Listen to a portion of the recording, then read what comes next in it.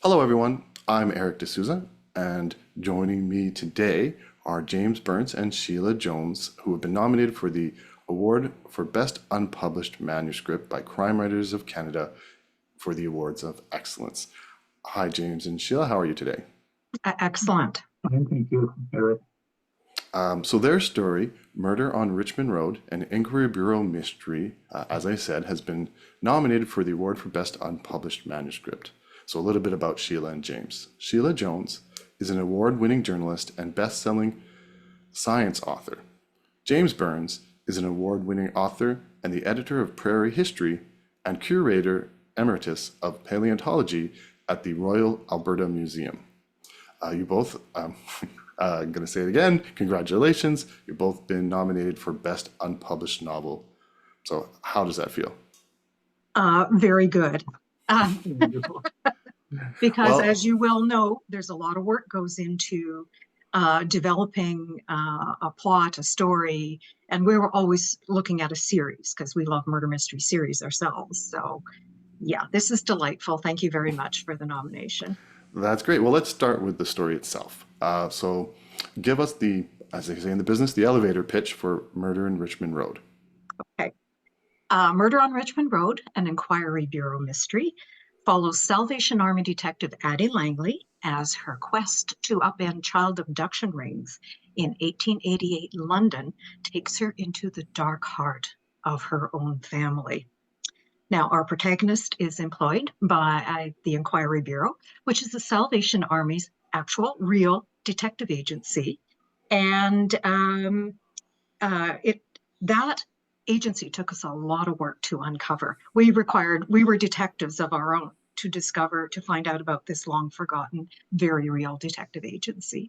Well, let's talk about how you got to this premise because I was amazed. Like the Salvation Army has a detective agency. So could you tell us how you came up with this or even decided to do it?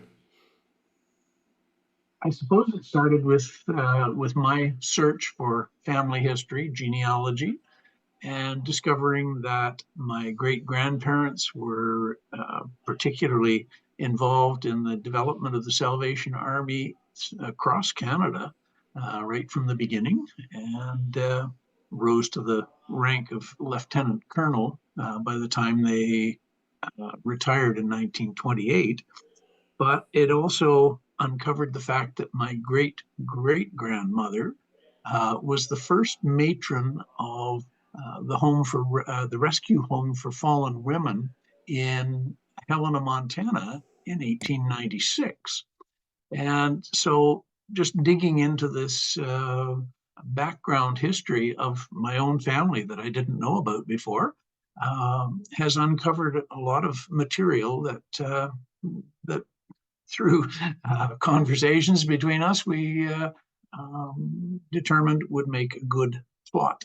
Yep. Uh, Now, you might wonder how do we get from Montana to London? But in fact, while we were developing what we now call our Montana series, Jim was continuing to do research. And I had thought, yes, Rescue Home for Fallen Women in the Frontier West would be a great premise for a murder mystery series. You've got exploited women, criminals, a whole lot going on in the West at that time where people could reinvent themselves. And also in Helena in particular at that time in 1896, women had positions of power that they usually didn't have in the East or in more traditional communities, like a woman could be the superintendent of the schools, that kind of thing. So we also wanted a vehicle for a strong woman character.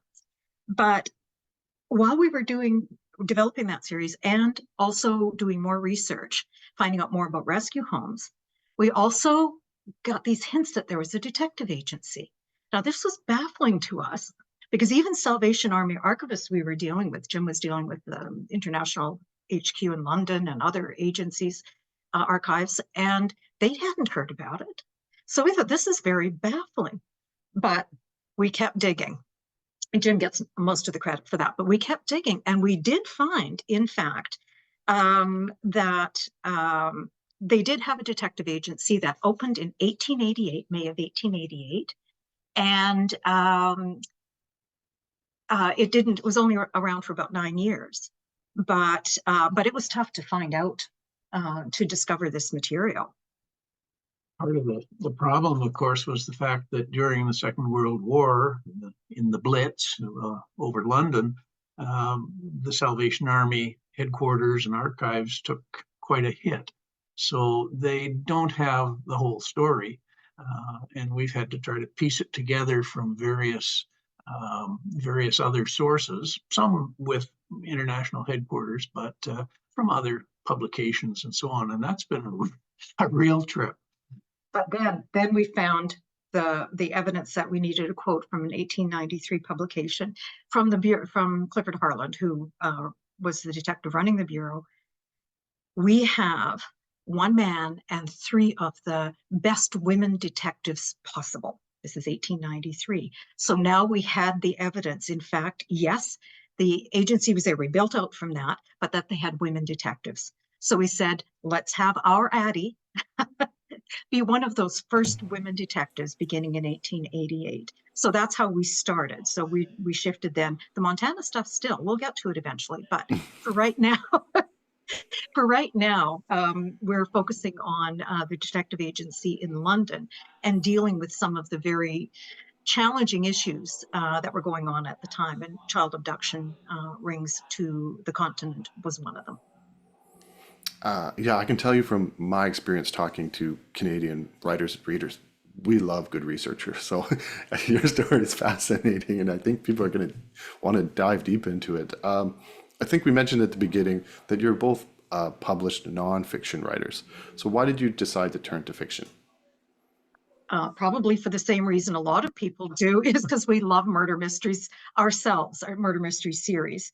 And we're both murder mystery buffs. We don't read the same. We do have some crossover, like we both like Ellis Peters, but I'm more Laurie King, Laura Jo Rowland, and, you know, contemporary authors like Louise Penny and William Deverell, Peter Robinson, and then Ian Rankin, Elizabeth George. You know, those are and all series, because it's like once you start one, you just love how, you know, there's more of them to come, and that's wonderful. And yours are different. Mine tend to be very much historical mysteries. Favorite writers, Lindsay Davis, Kathy Reichs, Paul Doherty particularly. I just love his stuff. Peter May, excellent writer. Fabulous ambiance throughout his books. Jeffrey Archer, Anthony Horowitz, David Baldacci. Quite a variety, but I like the deeper historical aspects of some of the series. Being non-published authors, non-fiction published authors, sometimes they do use some of the similar techniques in the sense that you do a lot of research, but you still want to tell a story. Did that transfer over and make writing fiction easy, or was it just a huge jump? It was a learning curve, absolutely. Because although you have a narrative arc in nonfiction as well, you still have a story to tell. The plotting, the pacing, building scenes, all that kind of stuff. We did what lots of people do. We did workshops. We did some early efforts where we made every mistake possible, you know, from info dumps at the start and all those kinds of things. It was a learning process, and we were doing research at the same time too. So in some ways, things were evolving as we were learning. And but yeah, it was fun. I find the really fun aspect of it is integrating actual historical events into our story. We have, for example, 2 at the time very much alive people.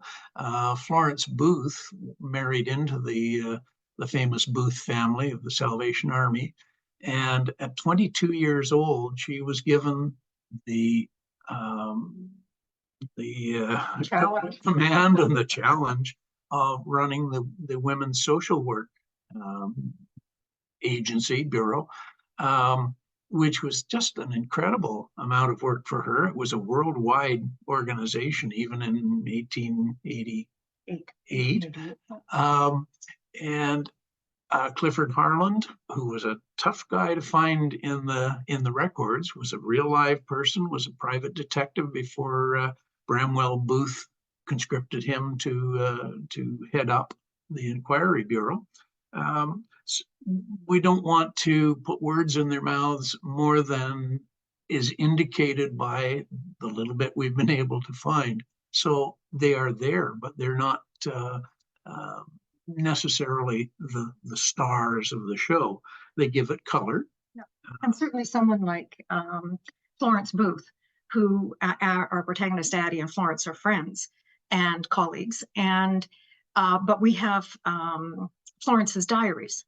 So we have personal writings, and so we get the tone, how she referred to people and how she felt about things. But we're still very careful that we honor the real people and real events in our story with verisimilitude. That's important. Wow, it's getting more and more fascinating the more I talk to you. It sounds like a great project. How long did it take you? I've heard stories of people saying like, it takes like 10 years to write your first novel. Did it take you that long? Oh boy. Define first novel, because Oh, sorry. because we First, well, let's started the call this one. Montana series. We started the Montana series, and of course, then we're doing an awful lot of research. We're traveling there. We're going there. Where you find that building that Jim's great-great-grandmother was the first matron, the first rescue home, is still there, and so we were able to visit that. We got inside and looked around. It's fascinating. It's a home now. It's like a personal residence, but so that kind of thing, that takes time. Plus, we both have our other careers as well, other work that we do. Not that this is a hobby. This takes up a good chunk of our time, but so it took years. I would definitely say.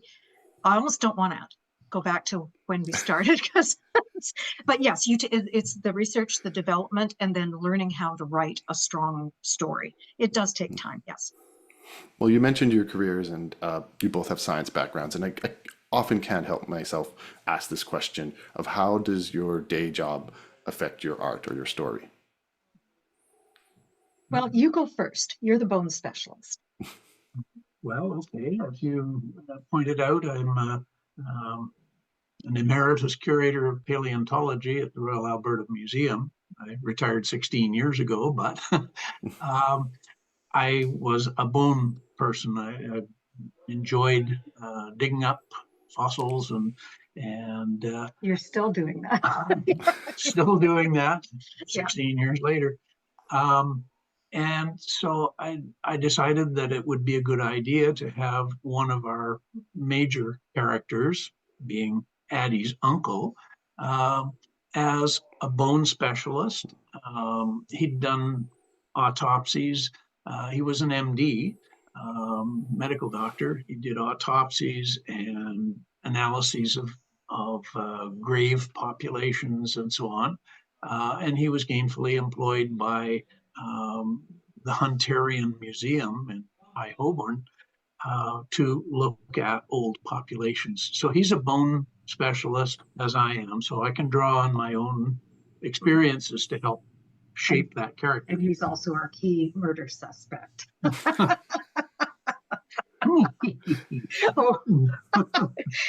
It's a bit different for me because in 1888, quantum physics and cosmology don't really play an important role.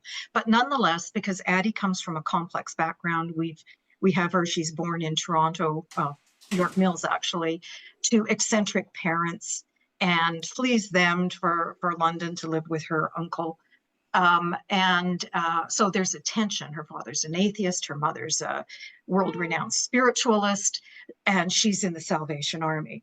So we have this tension between science and religion and metaphysics going on throughout, and that plays a role. All of our book in all of the series, everything that we've been developing, it's there. So that's an intriguing tension too. Wow, we've been chatting for about 20 minutes, but I have to ask you the question that everybody's going to want to ask you is, what's it like writing together?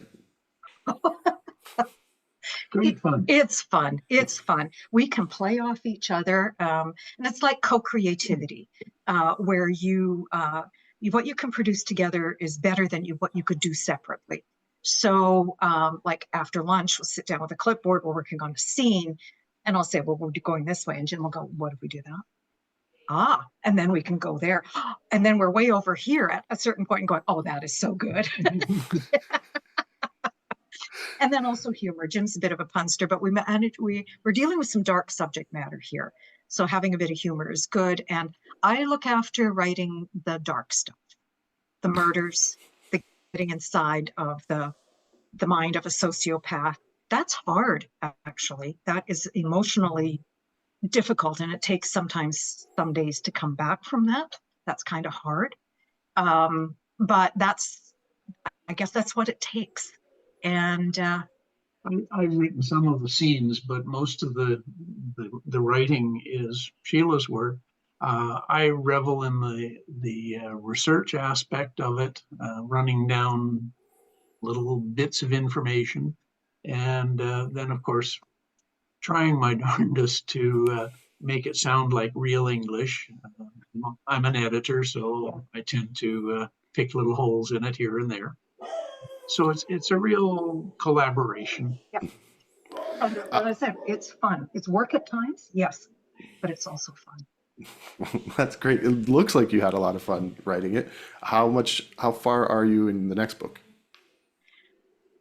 We've got an outline. Sometimes people talk about a trilogy, like starting with 3 books, but we think there's 4 possibly for this resolving the backstory of this first that we begin in the first story. So we've got them outlined and